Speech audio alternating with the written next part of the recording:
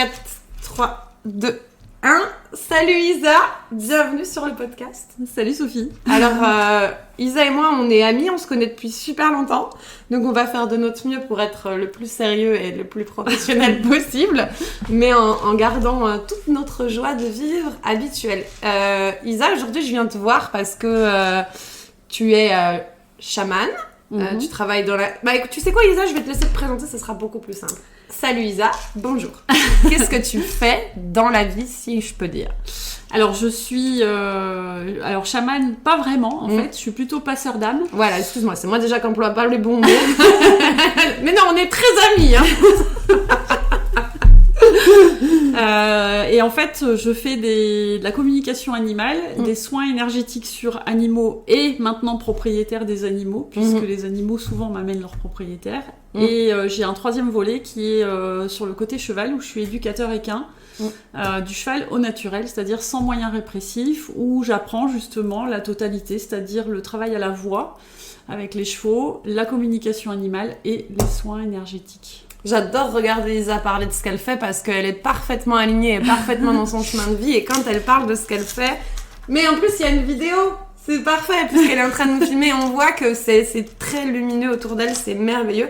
Isa et moi, on s'est connus justement grâce aux chevaux puisque je lui ai racheté son vent que je vends également. Vraiment. Ah d'accord, okay. Voilà.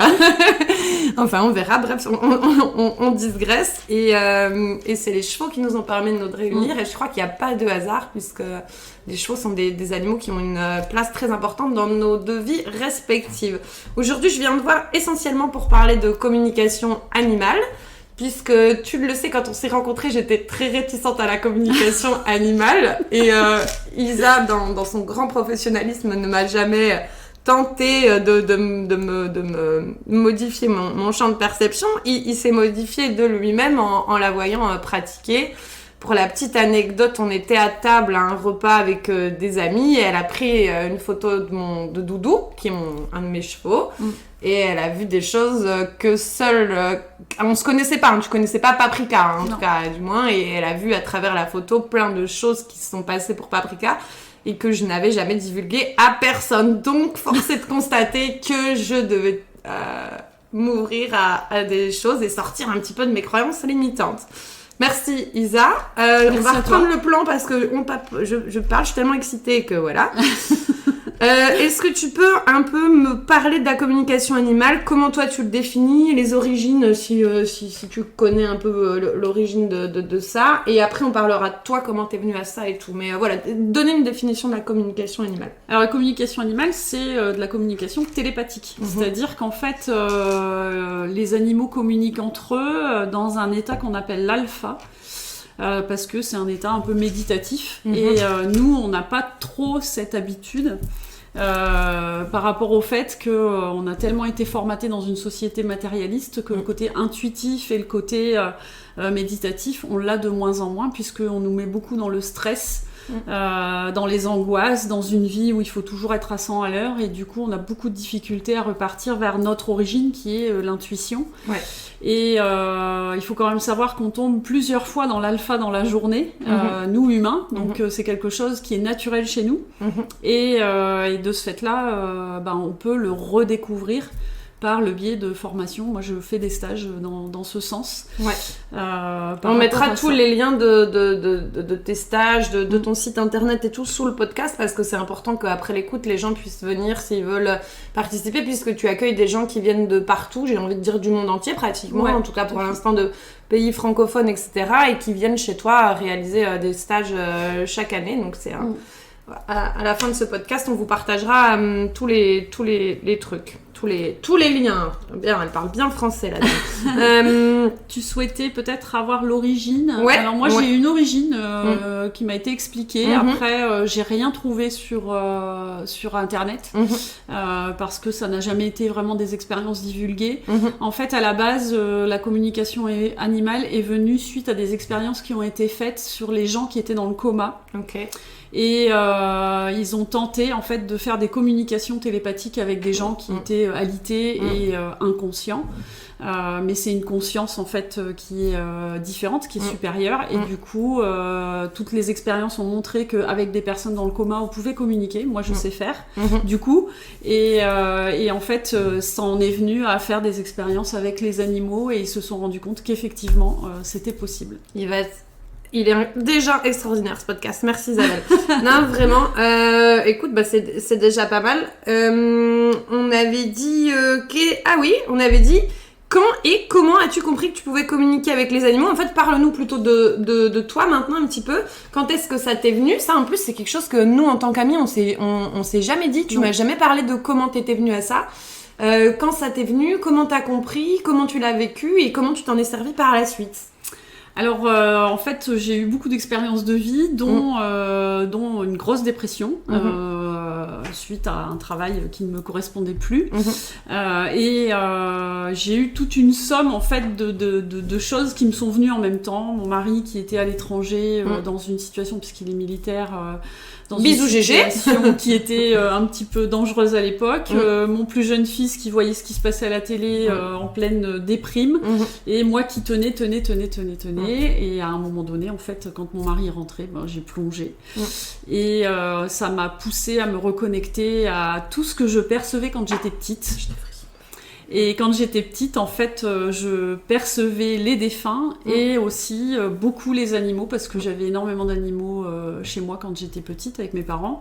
Et c'est vrai que les chats venaient faire leur bébé dans mon lit. Ouais, tu sais, ils ont l'énergie incroyable. Voilà. Donc du coup, j'avais déjà toutes ces perceptions. Je comprenais petite mes animaux comme si je leur parlais, mais j'avais jamais vraiment eu de cette conscience de c'est possible de communiquer vraiment avec les animaux. C'était plutôt inconscient de ma part et c'était naturel en fait, petite. Et ensuite, en vieillissant, on t'explique que non, c'est pas possible, que ça n'existe pas, que tu es farfelu, que on oublie ta connexion, on te fait... Ça, c'est valable pour tellement de choses. Et du coup, tu te sens complètement à part de tout le monde et tu fermes. Et c'est ce qui m'est arrivé, en fait. J'ai tout fermé.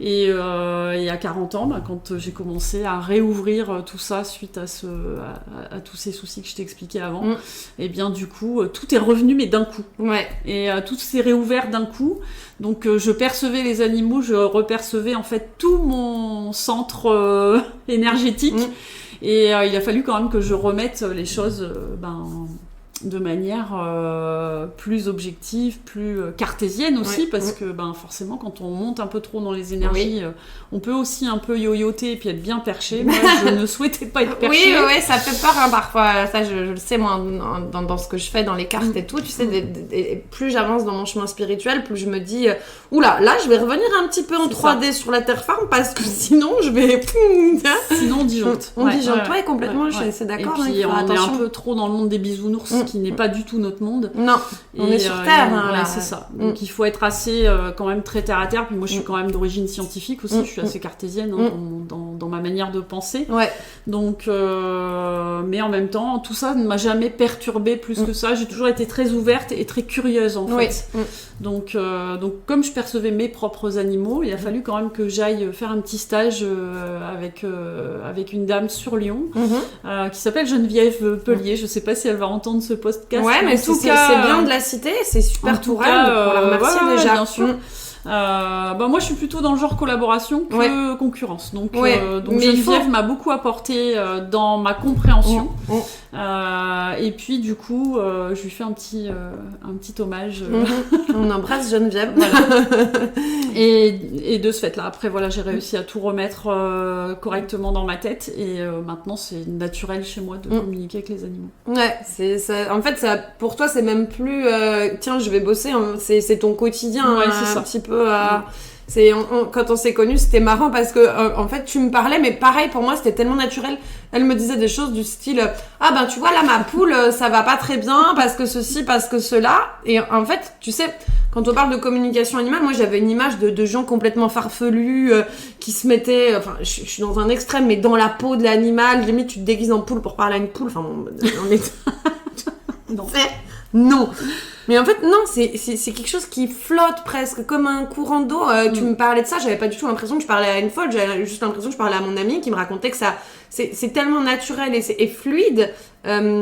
Parce que tu n'y mets pas d'extravagance, de fioriture autour, c'est vrai quoi, c'est presque scientifique limite, tu vois, j'ai envie c'est de te dire. scientifique. Mais oui, c'est énergétique. C'est ça. C'est comme les énergies, on nous fait toujours croire que c'est pas, c'est farfelu, c'est quelque chose. Bah non.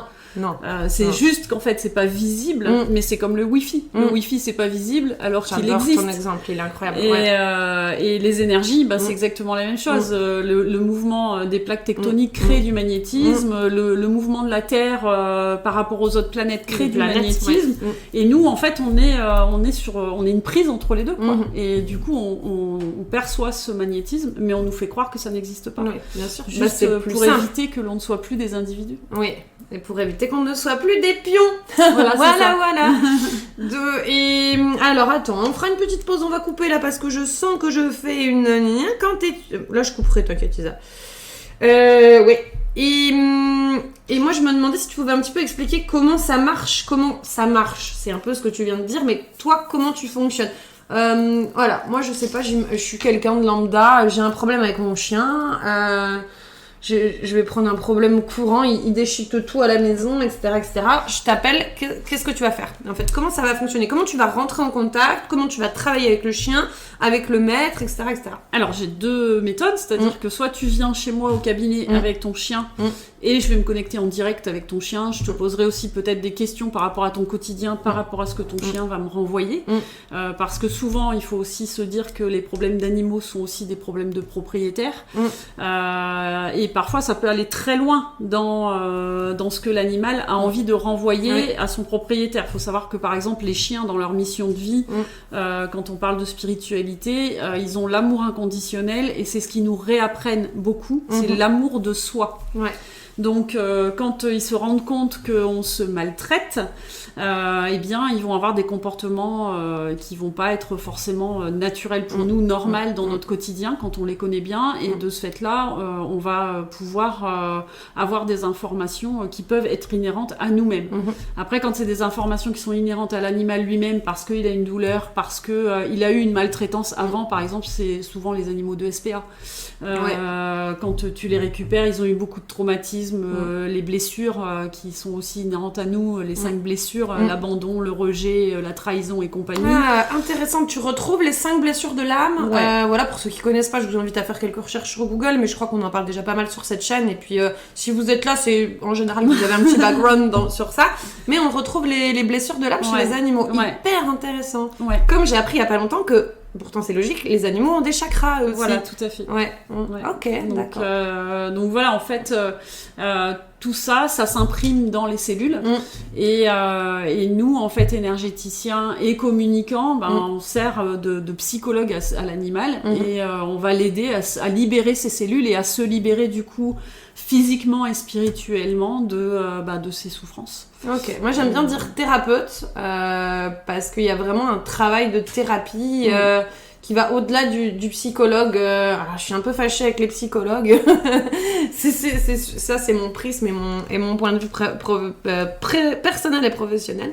Mais ok, super. Moi, je vais te donner un exemple direct qui a un lien avec toi. J'ai un berger hollandais qui s'appelle Max, que tu connais bien. Et souvent, quand je venais cet été chez toi et qu'on le laissait dehors, il était devant le portail et tu me disais, il garde, il a besoin de garder, il a besoin de protéger, il garde. Tu me le disais souvent, mais comme ça, tu vois. Et écoute, je sais pas ce qui s'est passé. Mon chien dormait tout le temps dedans. Hein. Je faisais beaucoup d'anthropomorphisme. Pour ceux qui savent pas ce que ça veut dire, c'est quand t'as tendance à humaniser ton chien, à le traiter comme si c'était un humain. Et j'avais jamais remarqué, mais tu me l'as jamais dit directement en fait. Tu vois, tu m'as jamais dit. Tu sais que t'aurais besoin. Des messages subliminaux. Voilà, mais non, mais. Peut-être que ça dépasse même ta conscience, tu vois ce que je veux dire, ça, tu me le disais à chaque fois. Et ça a dû s'imprégner quelque part. Et cet été, un soir, j'ai appelé Max pour qu'il rentre dormir dedans et il a soupiré. Véridique, je te jure, il a soupiré, il a fait depuis son canapé qui dort et il est pas rentré. Je dis bon, je le laisse dehors cette nuit, puis 2 nuits, puis 3 nuits. Puis au bout d'un moment, j'ai commencé à me rendre compte qu'il aboyait, mais pas plus que ça, 1 ou 2 fois quand il y avait des dangers, et qu'en fait, quand je me réveillais, il était vachement plus à mon écoute.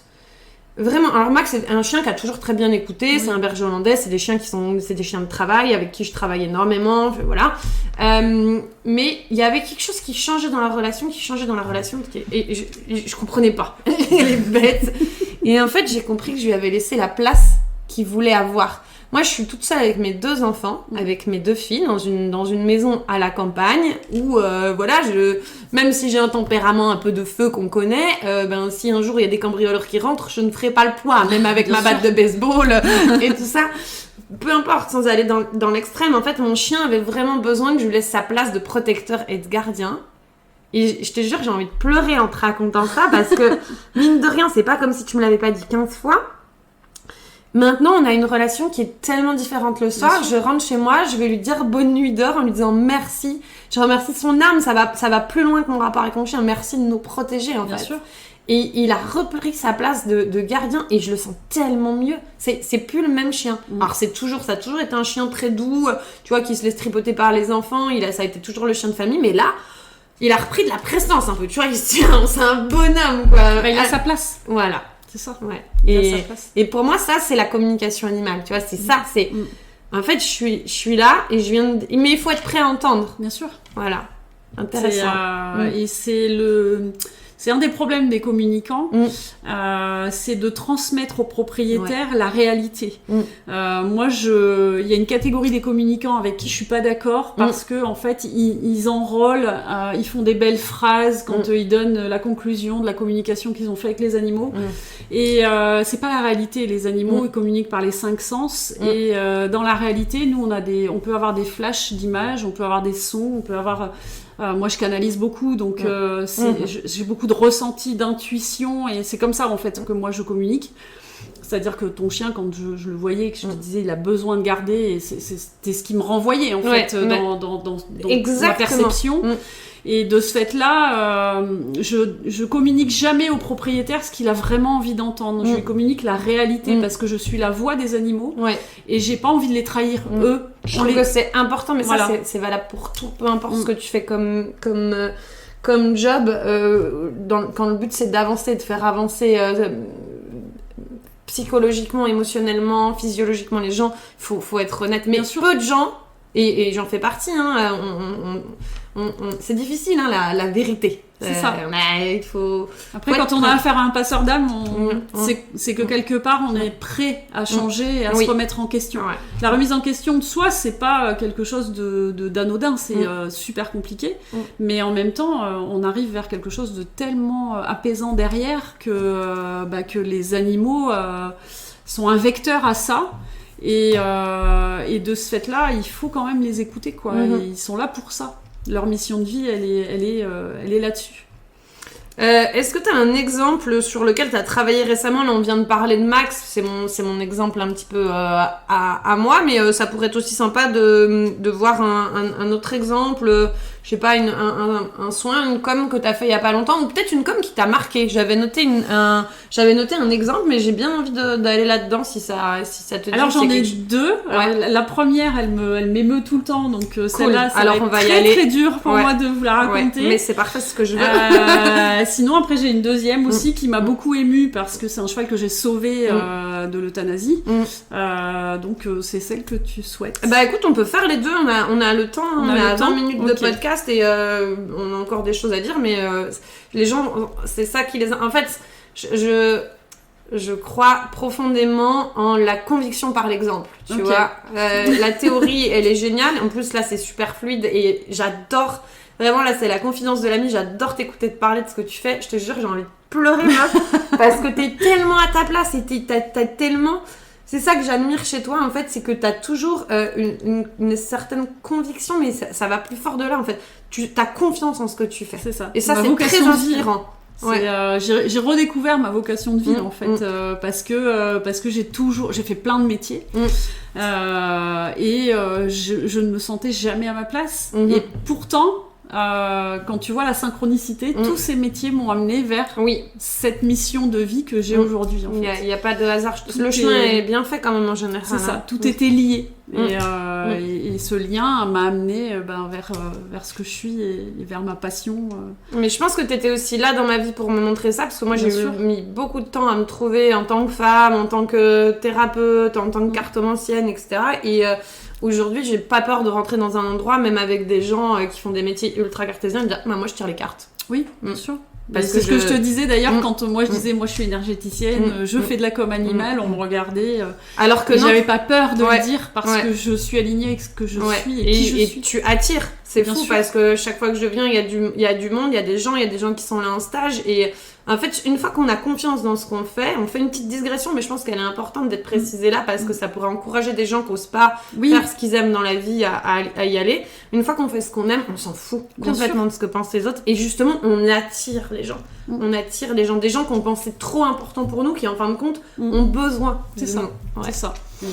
Il y a plein de choses qui se créent au niveau énergétique, mais c'est vrai que quand on s'aligne avec soi, on est tellement serein après derrière que on n'a même plus besoin d'avoir le regard de l'autre en fait, parce que c'est le regard de soi vis-à-vis de soi, dans notre propre cœur en fait. C'est beau ce que tu dis mon Lisa. Allez, go, parlons de ces petits exemples qui te viennent en tête là Alors le plus récent c'est l'exemple d'Evry, un étalon du centre équestre de Cuisery. La propriétaire Marion a fait un témoignage sur TikTok, sur ma page, par rapport à son cheval qui devait être opéré d'une petite opération simple du boulet. Et de ce fait-là, elle l'a fait opérer. Donc c'est un entier. Oui, un entier qu'elle a fait opérer. Et puis en fait, à l'issue de l'opération, le cheval se réveillait pas. Oh putain. Donc, grosse décision à prendre pour savoir s'il fallait l'euthanasie ou pas, parce que la vétérinaire... J'aime pas là, tu sais. La vétérinaire disait qu'elle ne pouvait plus faire grand-chose. Ils l'avaient mis sous perf, ils avaient fait un tas de choses avant. Et ils étaient sur quelque chose de non... Enfin, ils n'arrivaient pas à le réveiller. Quoi, pour eux, Donc, du coup, heureusement que Marion me connaissait et elle m'a appelée en urgence. Elle m'a envoyé un message. Elle m'a envoyé toutes les photos parce que je travaille aussi à distance, du coup, puisqu'on n'a pas expliqué le deuxième cas de mon travail. On y reviendra. C'est important. Et comme je travaille à distance, elle savait comment je procédais puisque j'avais déjà fait des chevaux de son écurie. Et elle m'a envoyé des photos de son cheval en disant « C'est urgent, mon cheval se réveille pas, on sait pas ce qu'il a. Qu'est-ce que toi tu peux faire? Est-ce que tu peux te connecter à lui ?» Donc immédiatement je me suis connectée parce que quand c'est des cas d'urgence, je m'isole et j'essaye de le faire au plus vite. Et du coup, je me suis connectée à son cheval. Et son cheval m'a tout de suite envoyé le fait qu'il s'empoisonnait avec les produits pour l'endormir. Ok, qu'il avait une allergie à l'anesthésiant, quoi. Ouais, c'est ça. Incroyable. Et en fait, c'était pas l'opération en elle-même qui l'avait dérangé, c'était les anesthésiants qui l'empoisonnaient. Et le cheval n'arrivait pas à se réveiller, donc il m'avait expliqué qu'il fallait laver son sang. Enfin, c'était l'information que j'avais, laver le sang. Donc tout de suite, j'envoie l'information à la propriétaire.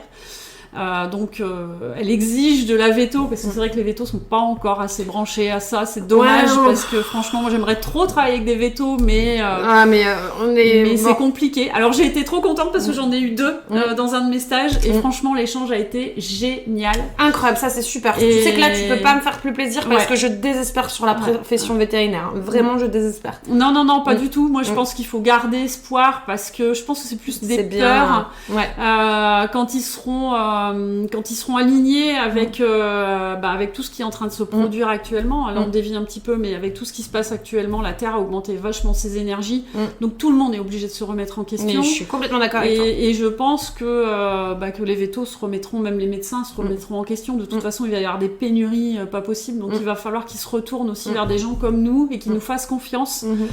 Et comme on l'a fait il y a des siècles derniers, comme on le faisait à la base, les médecins de l'âme, ce qu'on appelle les chamans, les guérisseurs, c'est des gens qui travaillent avec la nature et c'est eux qu'on allait voir avant. Moi, je crois que les deux sont compatibles. J'ai plus envie de combattre la médecine. J'ai envie de m'allier. Et en fait, quand on n'est pas prétentieux, qu'on laisse pas parler notre ego, on connaît chacun nos limites. Moi, je connais mes limites, je suis pas veto, je suis communicante avec les animaux, je fais du soin énergétique, comme j'explique tout le temps. En fait, c'est comme si le vétérinaire il répare l'ampoule et moi je remets le courant dedans. Donc en fait, on est complémentaires et ça doit s'entendre au fur et à mesure du temps. Ça va prendre du temps, mais moi, quand je vois qu'il y a 2 vétos qui sont venus dans mes stages et qui m'ont dit « mais c'est génial !» Merci. Franchement, je les remercie encore parce que tu vois, j'en ai des frissons parce que c'était un échange, mais très riche, très sympathique, très posé, parce qu'en plus, dès le départ du stage, moi, je savais pas que j'avais 2 vétos, donc j'ai un petit peu mis la gomme et ils ont été humbles et vraiment très à l'écoute et ça a été un échange extraordinaire avec eux. Avec les autres stagiaires aussi que tu partages ça mais ici. Franchement j'étais vraiment ravie et s'il y a des vétos qui m'entendent retournez-vous quand même vers la communication animale parce que ça évitera beaucoup d'euthanasie parce qu'il faut quand même savoir que 90% des animaux ne veulent pas être euthanasiés. Donc, et je sais que pour certains vétos, c'est quelque chose de très très dur de procéder à l'euthanasie et je pense que ça pourrait éviter beaucoup de choses. Donc pour en revenir à Evry, donc je communique ça à la propriétaire qui dit à la véto, on relave le sang, il faut lui remettre des perfs pour laver le sang. Donc le cheval commence à bouger et donc on était en lien, on est resté en lien toute la journée. Donc à chaque fois je lui dis tu me tiens au courant, tu me dis comment ça se passe et au fur et à mesure en fait le cheval me communiquait il faut qu'elle me mette de la nourriture devant ma bouche pour que je lui montre que je veux m'en sortir. Et en fait, elle lui a mis du foin devant sa bouche. Je lui dis, mets-lui quelque chose pour qu'il te montre qu'il va, il va se mettre à manger, mais c'est pas tout de suite en fait, qu'il veut s'en sortir. Et j'avais dit à la propriétaire, fais-toi confiance, c'est le message qu'il t'envoie. Et j'ai envie de pleurer. Non, mais parce que j'ai des chevaux et tu transposes plus facilement quand t'es concerné. Enfin, c'est ça. J'imagine dans quel état je me mettrais. Bon, bref. Et donc je lui dis, moi j'ai confiance en ton cheval, j'ai confiance en toi. Donc toi, il faut que tu aies confiance en toi et en ton cheval. Et en fait, on a créé une espèce de triangulation entre nous et du coup, on a sauvé Evry parce que Evry a fini par manger. Ils ont passé beaucoup de temps à essayer de le lever et je lui ai dit ne le force pas. À un moment donné, il va te montrer qu'il peut le faire et qu'il va se lever. Et en fait, il a fini par se lever, il a fini par manger et aujourd'hui, il va très bien. Il est de nouveau dans l'écurie et tout se passe bien, quoi. Voilà. Je suis contente, merci de nous partager cette histoire. En plus, je connais Cuiserie parce que c'est une écurie qui est pas loin où j'ai fait j'ai fait mon premier concours depuis 20 ans que j'avais pas fait un concours avec ma jument là-bas et puis Marion est très ouverte, très ouverte à ça. J'aime beaucoup ce centre. Voilà, on fait de la pub. Et du coup, t'en avais un autre. Est-ce que tu veux en parler aussi? On a le temps. Si on a le temps, écoute, le second, c'était au tout début de ma nouvelle carrière, on va dire, où j'avais un copain qui travaillait comme palefrenier dans une écurie d'un propriétaire privé et il lui avait parlé de moi parce que en fait comme je suis passeuse, le monsieur avait perdu sa femme et du coup il voulait que je voie ses chevaux. Donc je vais dans cette magnifique propriété où ce monsieur avait déjà un certain âge, presque aveugle aussi, enfin vraiment une personne extraordinaire et il voulait que je voie son cheval à lui.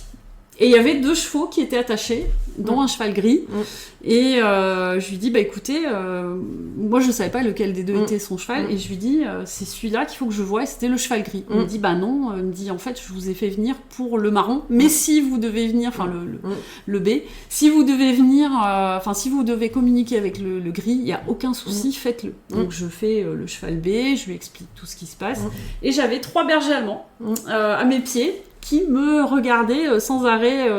Je sais pas ce qui va se passer, mais j'ai déjà des frissons de ouf. Très insistant. Et en fait, les chiens, dont un qui me poussait régulièrement, et une chienne qui était soi-disant agressive, hyperactive, infernale, elle était sage, assise. Et j'entends le propriétaire, le temps que je faisais le cheval B, dire « T'as vu mes chiens ?» dire à son palefrenier « T'as vu mes chiens, ils sont super sages, je comprends pas, il y a un truc. » Et les chiens, ils étaient scotchés, ils bougeaient pas. Donc à chaque fois que je donnais l'information au monsieur, il y avait un des chiens qui se détachait du groupe et qui me poussait. Et à un moment donné, j'ai compris. Je lui ai dit, écoute, laisse-moi faire, je sais ce que tu veux, attends, Ah, je fais ce meuf, qu'il y a à faire. arrête, pourquoi ça me met dans cet état? Parce que c'est très puissant. Ouais, c'est ça. Mais ouais. je pense que rien qu'en l'écoutant, les gens vont le comprendre. Ouais. Ouais, Et en c'est fait, fou. ce monsieur m'a permis de communiquer avec le cheval gris. Et le cheval gris me dit tout de suite, c'est pas de ma faute.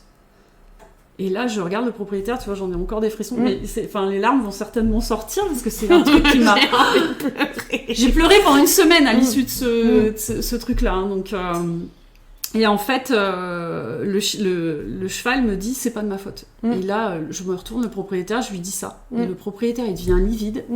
Et il me dit, ce que vous êtes en train de me dire, ça me parle parce qu'en fait, ma femme est décédée, c'était son cheval. Et tous les jours, je passe devant son box en lui disant, si ça se trouve, c'est de ta faute. Parce qu'en fait, cette dame est décédée à cheval. Donc, Je ris parce que c'est nerveux. ouais. Donc en fait, quand je lui ai dit, mais monsieur, en fait, c'est pas de sa faute à votre cheval. Le cheval est venu vous prévenir. Il me dit, oui, c'est vrai. Je l'ai vu arriver à fond de balle dans les écuries. Il dit, et du coup, je suis repartie dans la carrière, parce qu'ils avaient leur carrière à eux. Je suis repartie dans la carrière et j'ai vu ma femme au sol en train de décéder. En fait, elle n'était pas tout à fait morte, elle était en train de décéder.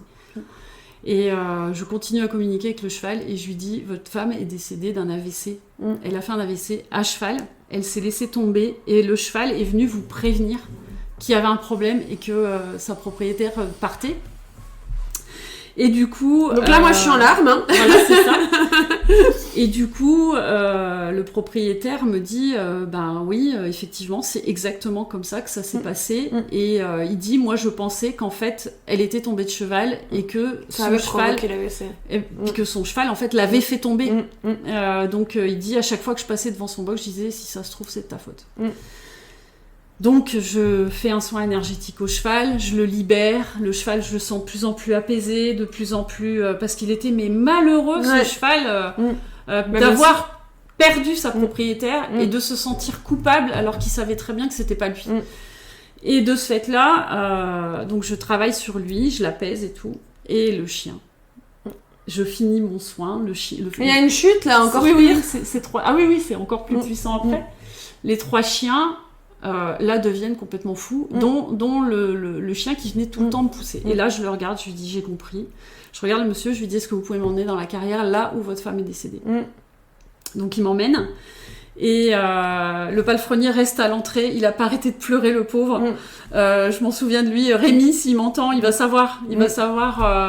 Oui, moi, tu me fais chialer depuis 5 minutes. Donc après, si on pouvait revenir à nos blagues légères, sans aucun sens qu'on fait d'habitude. On va y arriver. Voilà. Et en fait, on arrive dans la carrière et là, je me sens happée par le sol. Donc, je me mets à genoux. Et cette dame était toujours là, l'âme de cette personne était toujours dans la carrière, tombée au sol. Et en fait, elle a pris une partie de mon corps pour parler à son mari. Là, c'était... Pardon. C'est bon, j'en ai toutes les dents. Alors... Non mais c'est merveilleux, parce que énergétiquement ce que tu te transmets là, c'est donc c'était très dur parce que en fait son mari, comme il était aveugle, il lui avait toujours dit, tu me serviras de bâton de vieillesse, et elle lui avait toujours dit oui. Et en fait quand elle a pris une partie de mon corps pour lui parler, les 3 chiens ont vu leur propriétaire par le biais de mes énergies. Ils m'ont sauté dessus. Ils m'ont léché le visage, mais c'était pas moi en fait. Ils léchaient leur propriétaire. Oui, c'est tout dans l'énergie. Ils sautaient, mais de joie, ils étaient autour de moi et c'était. Il y avait comme une fête, mais en même temps, moi j'étais prise à moitié par cette femme, dont je sentais la souffrance d'avoir abandonné son mari. Et en plus de ça, il lui avait dit, il lui dit comme ça, je lui dis c'est votre femme qui vous parle là. Je dis faut que vous oubliez ma voix et parlez à votre femme. Et c'est ce qu'on fait en constellation familiale, hein, c'est le même principe, c'est grandiose, j'adore. Donc elle s'est excusée d'être partie avant lui et de ne pas pouvoir lui servir de bâton de vieillesse. Et du coup il lui a dit j'ai compris. Bon, alors... Tu m'accueilleras quand moi je partirai, parce qu'il était déjà assez âgé. Il lui a dit est-ce que tu m'accueilleras quand moi je partirai, est-ce que tu seras là? Elle lui a dit oui, je serai là. Et quand elle est... Et en fait... d'un seul coup, j'ai senti comme une forte énergie. Et son cheval s'est mis à hennir au bout des écuries. Et là, c'était hyper prenant. Donc, on va faire un podcast drôle, je te promets. J'avais les 3 chiens, le cheval. J'entendais tout, je percevais tout. J'avais cette dame. Et en fait, à un moment donné, je lui ai envoyé plein d'amour et je lui ai dit maintenant, il est temps de monter. Parce qu'il faut savoir qu'une âme, il faut qu'elle gagne la lumière, la vibration plus haute pour pouvoir être apaisée et ensuite peut-être aussi aider ceux qui restent. Je pense qu'on fera un podcast sur ça, sur le passage d'âme. On va bloquer une date juste après et je crois que c'est bien, ça sera parfait dans la continuité de cet épisode-là. Et en fait, le cheval qui était malheureux, qui pleurait et tout, sa maîtresse, je l'entendais pleurer dans les écuries. Donc voilà, je fais passer cette dame. Tout s'apaise d'un seul coup dans la carrière. C'était d'un calme. C'était apaisé. Les chiens étaient très apaisés, très calmes. Le monsieur très apaisé aussi. On s'est serré dans les bras. C'était magique. Le palefrenier, lui, le pauvre, il pleurait tout ce qu'il savait. Il m'a dit, mais c'est beau. Il dit, j'aurais dû tout filmer et tout. C'était trop bien. Bref. Et je lui ai dit au monsieur, est-ce que ça vous dérange si je repars voir votre cheval ? Il me dit non, aucun souci, retournez le voir. Et le cheval était toujours à la tâche. Et là, ça a été magique pour moi, parce que ce cheval, il m'a... Pardon. Mais il s'est posé sa tête, son chanfrein sur mon cœur. C'est-à-dire là, on a été communication d'âme à âme. Et il m'a dit merci. Merci de l'avoir délivré de cette souffrance. On m'a dit qu'on arrêtait de chioler. Et merci d'avoir permis à ma propriétaire de partir sereinement. Mais ça a été... Et après, tout était apaisé dans cette propriété, tout était beau, tout était... Et là, ça a été vraiment quelque chose de magique pour moi. Et je suis rentrée chez moi forcément en pleurs. J'ai mis une semaine à m'en remettre. On va Mon mari qui me disait tu vas jamais y arriver, faire tout ça. Bien sûr. Et j'ai dit si, parce que c'est tellement beau ce que je fais, qu'il faut que je continue, même si au départ, pour moi, c'était dur. C'est de ça qu'on va parler là. C'est hyper intéressant. J'avais pas prévu dans l'interview qu'on parle de ça, mais se protéger, en fait. C'est quelque chose qui m'intéresse aussi beaucoup dans ce que je fais avec les cartes, parce que j'absorbe tellement les énergies des gens, les parcours des gens, les vies des gens, les peurs des gens. Je ne sais pas faire et je serais très curieuse. On va prendre 2 petites minutes et puis on va revenir au podcast, parce que là, il faut que tu reviennes à toi. Qu'on parle un peu de protection, en fait. Comment après tu gères, parce que tu vois pas forcément toujours que des choses... Et ben, cette protection, c'est la remise en question de soi, beaucoup, parce qu'en fait, il a fait écho à des souffrances qui m'appartenaient. Ouais, toujours. Bien sûr. Donc j'ai travaillé là-dessus et même si aujourd'hui j'en pleure parce que c'est tellement beau, elle est tellement belle, en fait c'est l'énergie, c'est l'énergie. Mais moi j'ai pleuré aussi, alors j'étais même pas là. Je vois encore ce cheval, je vois encore je ressens encore sa propriétaire, je vois encore le monsieur qui m'avait sollicité, je vois encore Rémi, enfin je vois les chiens, je vois tout le monde, je vois même son cheval à lui qui avait aussi cette grande souffrance d'une ambiance qui n'était pas forcément énergétiquement parlant apaisante. Donc j'ai appris à travailler sur moi et j'ai appris à m'ancrer, c'est l'ancrage en fait, et c'est bien pour ça que quand on nous prend pour des farfelus, des illuminés, des gens perchés, c'est complètement faux, parce qu'en fait on n'est pas du tout perché, il y a même bien pas plus ancré que nous, parce que nous on a une vision beaucoup plus large de la vie qu'on nous propose aujourd'hui, et en fait ça apporte une dimension sur la vie qui est complètement différente. Qu'est-ce que tu fais pour t'ancrer, Lisa ? Des trucs tout con ? Alors, des trucs tout bêtes, respiration profonde, genre cohérence cardiaque. Ouais. Et je m'imagine que j'ai des racines à mes pieds qui vont jusqu'au centre de la terre, et c'est déjà un gros travail au niveau d'ancrage, en méditation. Moi j'aime bien jardiner, tu vois, faire toi tu cuisines aussi. Ouais, moi je fais des activités d'ancrage. Je vais aussi m'occuper beaucoup de mes chevaux, parce que tout ce qui est boxe, tout ce qu'on prend pour des corvées, quand on le prend plus comme une corvée, comme quelque chose de bien, d'apaisant, parce que mine de rien, quand je mets mes crottins dans la benne, je jette aussi mes mauvaises énergies avec. C'est toi qui me le dis tout le temps, parce que toi régulièrement tu ranges ta maison, tu repeins des pièces et tout, et moi aussi, et c'est toi qui as mis le doigt dessus. Quand tu ranges ta maison, tu ranges ta tête, ton esprit. C'est ça. Et je le vois maintenant, je pense à toi à chaque fois. Tu sais, quand je commence à ranger mon tiroir à tupperware puis que je les réorganise, je fais Isa. Non mais et puis ça me fait tellement du bien. C'est ça. Mais tout le monde, en fin de compte, une fois qu'on ouvre sa conscience, on se rend compte qu'on fait toujours des choses comme ça. Ouais. C'est magique. Mais qu'on les prend pour des corvées au départ, alors qu'en fait, c'est pas des corvées. Il faut le prendre comme quelque chose de positif parce qu'on remet une nouvelle énergie dans la maison, on remet une nouvelle énergie pour les siens aussi. Ouais. Pas que pour soi. On remet une nouvelle énergie pour soi et c'est ce qui permet l'ancrage parce que quand on voit mieux son espace, forcément, on est ancré.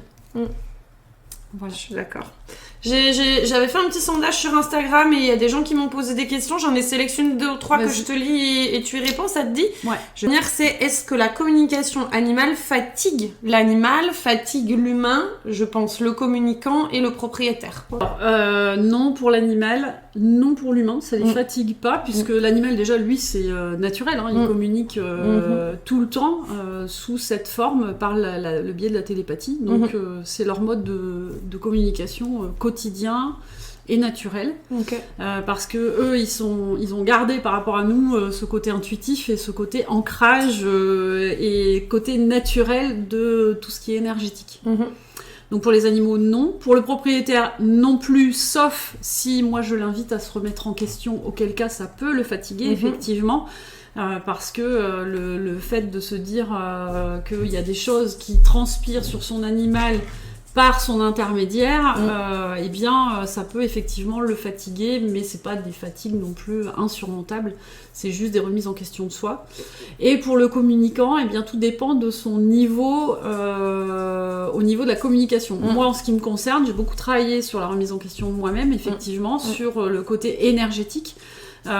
Et de ce fait-là, je ne suis plus assaillie par tout un tas d'informations. Okay, c'est ce qu'on disait un peu plus tôt au niveau de l'absorption de l'énergie de l'autre. C'est ça. Donc là, maintenant, moi, quand je fais de la com, je peux faire de la com assez facilement et assez souvent dans la journée. Il faut savoir qu'on peut pas communiquer pendant 3 heures. Hein, ok, intéressant. Au niveau du temps, grand max, 5 minutes, 10 minutes, c'est vraiment...